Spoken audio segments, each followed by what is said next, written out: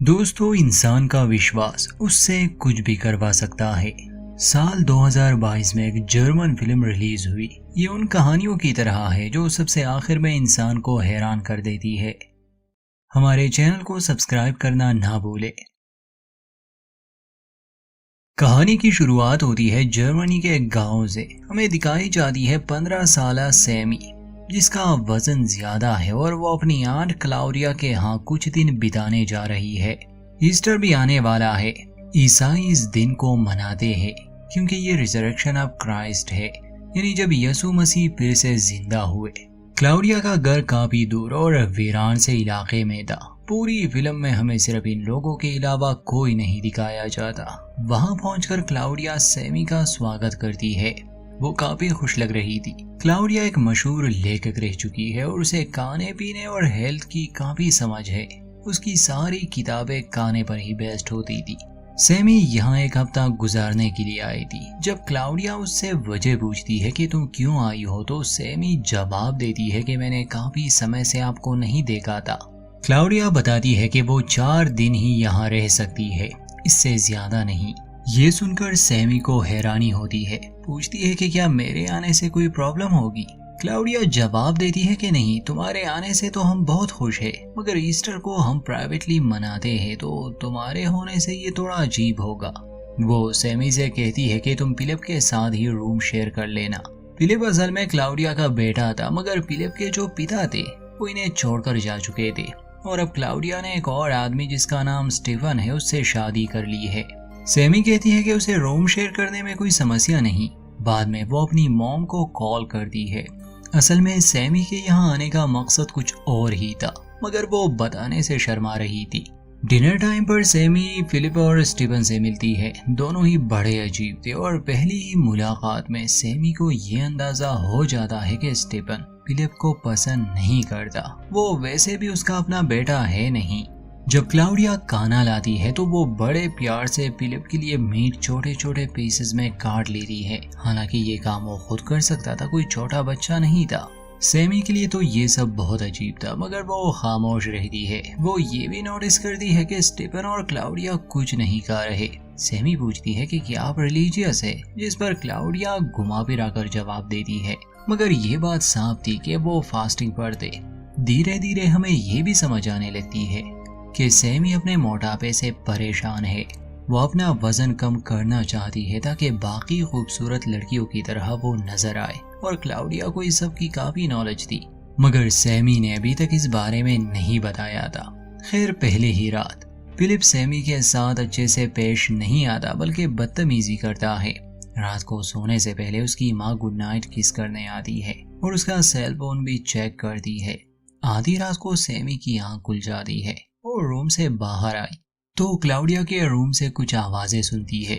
देखने पर वो ये पाती है कि वो दोनों इंटीमेट हो रहे हैं। अगले दिन सैमी वॉक पर निकल जाती है। जंगल के पास ही उसे सूखी लकड़ियों से बना एक हट नजर आया। वहां जाकर सैमी देखती है कि उसके अंदर एक बैग है। खैर, वो इस बात पर ज्यादा ध्यान नहीं देती और वापस घर आती है। क्लाउडिया और फिलिप सो रहे थे, मगर स्टीफन भी एक्सरसाइज करने जागा था और उसकी फिट बॉडी देखकर सैमी को हैरानी होती है। हालांकि उसकी एज काफी थी, मगर वो किसी जवान लड़की की तरह ही लग रहा था। सैमी नहाने जाती है और वापस आने के बाद वो देखती है कि क्लाउडिया उसका सामान रूम में रख रही है। उसी में क्लाउडिया को अपनी एक पुरानी किताब मिल जाती है। ये देखकर उसे हैरानी भी हुई और खुशी भी। पूछती है कि तुमने मेरी किताब पढ़ी, जिस पर सैमी जवाब देती है कि मैंने आपकी हर किताब पढ़ी है। शाम को सैमी देखती है कि स्टीफन और क्लाउडिया बहुत परेशान हैं। जब वो वजह पूछते हैं तो क्लाउडिया बताती है कि फिलिप कहीं भाग गया है। वो पुलिस को कॉल करने की बात करते हैं और फिर तीनों ही उसे ढूंढने निकल जाते हैं। पास ही एक जंगल था। वो स्टीफन को मिल जाता है। ये लोग उसे वापस घर ले आते हैं। क्लाउडिया अपने बेटे के लिए बहुत परेशान थी और मिलने पर वो खुश थी। उस रात वो सैमी से कहती है कि अगर वो अपना वजन कम करना चाहती है तो वो उसकी मदद करेगी। सैमी भी इसके लिए तैयार थी। डिनर के समय क्लाउडिया बहुत ही लजीज खाना तैयार करती है, मगर वो सिर्फ फिलिप को ही खाना देती है। क्लाउडिया सैमी से कहती है कि अगले 4 दिनों के लिए तुम कुछ नहीं खा सकती ताकि तुम्हारा शरीर साफ हो जाए। सेमी इसके लिए तैयार तो नहीं थी। उसे ये नहीं लगा था कि अचानक से उसका खाना बंद किया जाएगा, मगर बात है वजन कम करने की, तो उसने ठान ली। वो देखती है कि फिलिप हमेशा सहमा और डरा सा रहता है, ना ज्यादा बात करता है ना बाहर जाता है। सेमी को ये शक था कि शायद स्टीफन उसे अब्यूज करता है। डिनर के बाद जब सेमी बचा हुआ खाना फेंक रही थी, एक लम्हे के लिए वो उसे खाने का भी सोचती है, मगर नहीं खाती और खुद पर काबू रखने की कोशिश करती है।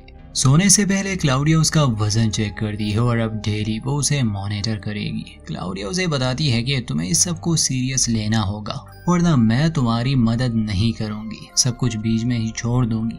सेमी वादा करती है कि वो उसकी बात मानेगी, हर रूल को पूरा करेगी। इस बात से क्लाउडिया को काफी खुशी होती है। जब रूम में सोने के लिए वो आती है तो देखती है कि बेड पर एक मरा हुआ चूहा है। वो क्लाउडिया को आवाज देती है, जो चूहे को वहां से हटाती है, मगर सेमी अब इस बेड पर सोना नहीं चाहती थी, इसलिए वो बाहर काउच पर सोने का फैसला करती है। सेमी को शक था कि शायद ये काम फिलिप का हो सकता है, क्योंकि हमेशा उसके हाथ में एक चाकू हुआ करता था और चूहे का सर भी काट दिया गया था, तो जरूर ये फिलिप का ही काम हो सकता है। सोने से पहले स्टीवन सेमी से कुछ बातें करता है, जैसे वो ये कहता है कि उसे अपना वजन कम करने की जरूरत नहीं, वो जैसे है काफी खूबसूरत लग रही है। ये सब उसके मुंह से सुनकर सेमी को अच्छा नहीं लगता, इसलिए वो वहां से चली जाती है।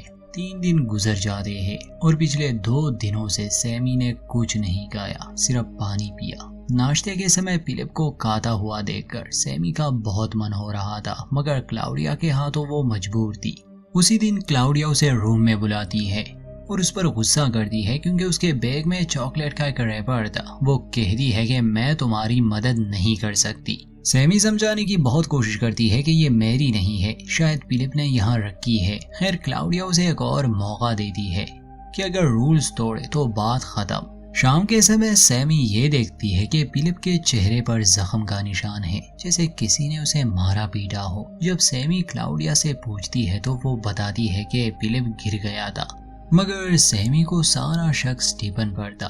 फिलिप ज्यादा बात भी नहीं करता, इसलिए उसे समझना भी काफी मुश्किल था। डिनर पर सिर्फ फिलिप ही खाना खाता है और उसकी माँ क्लाउडिया उसे बहुत प्यार से खिलाती है, मगर सेमी नहीं खा सकती थी और उसने अपने भूख पर भी काबू पाना सीख लिया था।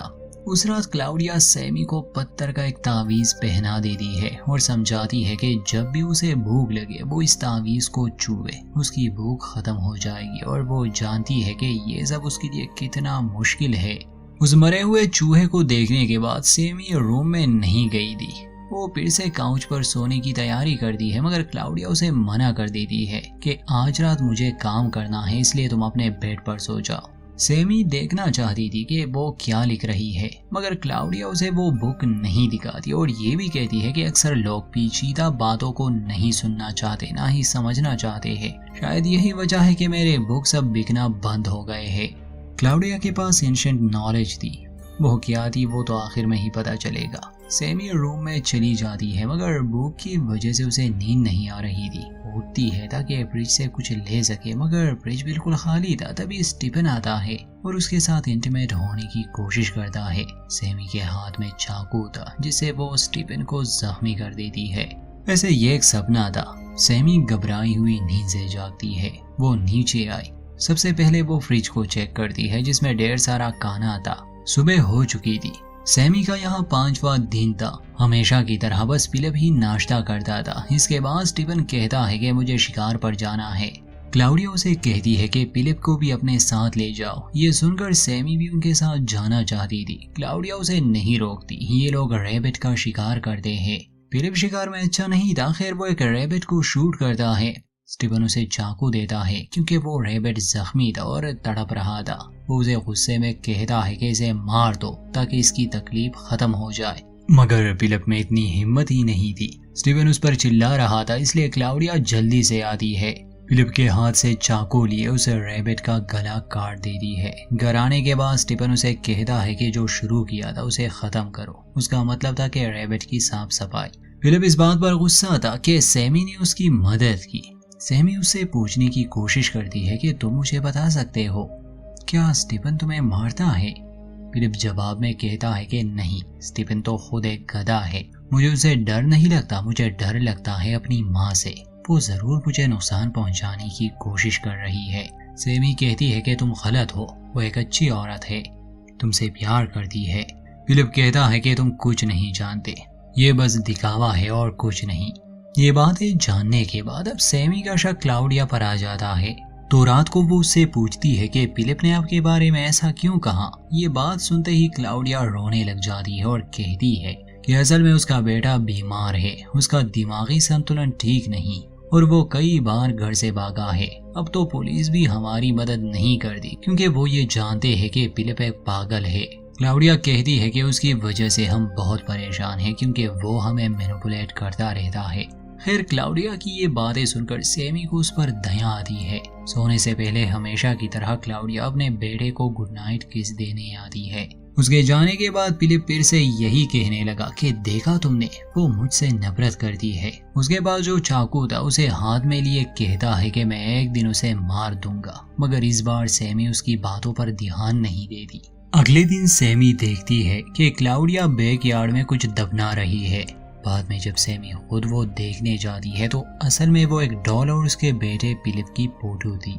साफ लग रहा था ये काला जादू है। इस बात से सेमी घबरा जाती है, अपनी माँ को बताती है फोन पर। जवाब में वो कहती है कि क्लाउडिया जादू जैसी बातों पर विश्वास करती है मगर इससे किसी को नुकसान नहीं पहुंचाती। वो सेमी से ये भी पूछती है कि क्या वो घर आना चाहती है, मगर तभी कमरे में क्लाउडिया आ जाती है जिस वजह से सेमी को कॉल काटनी पड़ी। अपने शक को दूर करने के लिए सेमी चुपके से उस किताब को देखने जाती है जो हाल ही में क्लाउडिया लिख रही है।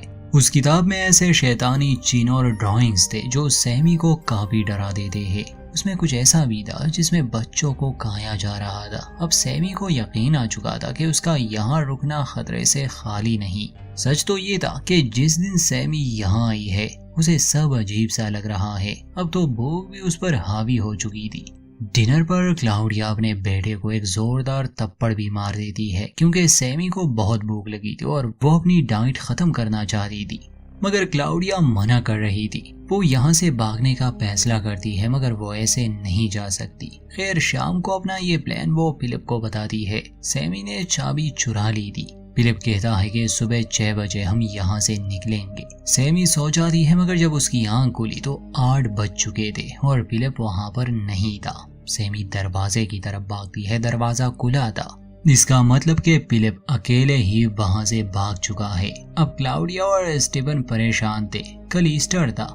सेमी स्टीवन से कहती है कि वो घर जाना चाहती है। स्टीवन कहता है कि ठीक है, तुम अपना सामान पैक करो। सामान पैक करते समय वो एक आखिरी बार फिलिप को टेक्स्ट करती है, जिसके जवाब में फिलिप उसे एक फोटो भेजता है जिसमें वो उसे उंगली दिखा रहा था।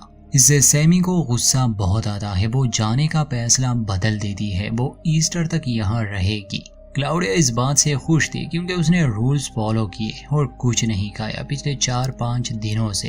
डिनर की तैयारी होती है। ये लोग बैकयार्ड में टेबल लगाते हैं। स्टीवन चारों ओर मशाले जला देता है। क्लाउडिया काफी अच्छा खाना बनाती है और जब सेमी उस खाने को खाती है जो असल में मीट था तो उसे बहुत ही अच्छा लगता है क्योंकि वो बहुत ही अलग और लजीज था। रात को उसे नींद नहीं आती। तभी बेड के नीचे उसे फिलिप का चाकू मिलता है।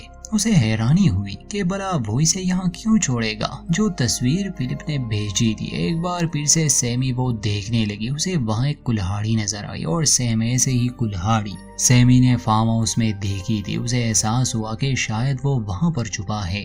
जब वो खुद उसे वहाँ देखने जा रही है उसका अंदाजा सही था। फिलिप वहाँ था मगर जिंदा हालत में नहीं, मुर्दा हालत में, और उसके शरीर को काटा गया था। डिनर पर जो मीट उसने खाया और बाकी सबने भी, असल में वो फिलिप ही था जिसे अपने ही माता पिता ने मार के खा लिया। कुछ समय के लिए तो सेमी अपने होशावास में नहीं रहती। वो रोने लग जाती है। तभी स्टीफन वहां आता है और उसे हौसला देता है कि इसमें कोई बुराई नहीं और वो बहुत बहादुर है। वो कहता है कि मैं तुम्हें घर ले जाऊंगा और तुम इस सब के बारे में भूल जाओगी। सेमी उसके साथ जाने लगी मगर उसने फिलिप का चाकू ले लिया था, इसलिए वो स्टीफन को कई बार स्टेप करती है और जंगल की तरफ भाग जाती है। स्टीफन गन लिए क्लाउडिया को आवाज देता है कि रोको उसे। दोनों ही उसे जंगल में ढूंढने लगे। सैमी ने पिछले 5 दिनों से कुछ नहीं खाया था, इसलिए वो काफी कमजोर थी, मगर फिर भी वो उस जगह पहुंच जाती है जहां लकड़ियों का एक हट बनाया गया था। वहां पर गैसोलीन पड़ा था। क्लाउडिया आती है और उसे मनाने की कोशिश करती है, मगर वो उस हट को आग लगाना चाहती थी। तभी पीछे से सैमी आती है और क्लाउडिया पर गैसोलीन छिड़क कर उसे आग लगा देती है, जिससे वो जिंदा ही जल गई। सुबह दिखाया जाता है कि सैमी गाड़ी तक पहुंच जाती है जहां पर स्टीफन तड़प रहा था। वो अपनी गन सैमी को देता है ताकि वो उसे शूट करे, मगर वो नहीं करती ताकि वो तड़पता रहे, क्योंकि इनके साथ ऐसा ही होना चाहिए। और इसी के साथ फिल्म का दी एंड। दोस्तों, इस फिल्म की कहानी में क्लाउडिया कुछ शैतानी शक्तियों की पूजा करती, मतलब कि वो किसी कल्ट से थी और शायद उसमें अपने ही बच्चों को खाना एक रिचुअल है। क्लाउडिया का मानना था कि अब उसका बेटा अमर रहेगा, वो उनके शरीर का ही एक हिस्सा बन गया है। जैसा कि शुरू में हमने कहा कि विश्वास इंसान से कुछ भी करवा सकती है, तो क्लाउडिया के अपने ही बिलीव्स थे जो उसे सही लगते थे। हर इंसान की अपनी सोच होती है और अपना फेथ, मगर गलत काम का अंजाम हमेशा गलत ही होता है। उम्मीद करते हैं ये कहानी आपको पसंद आई होगी। वीडियो अच्छी लगे तो लाइक करें, चैनल को सब्सक्राइब करना ना भूलें।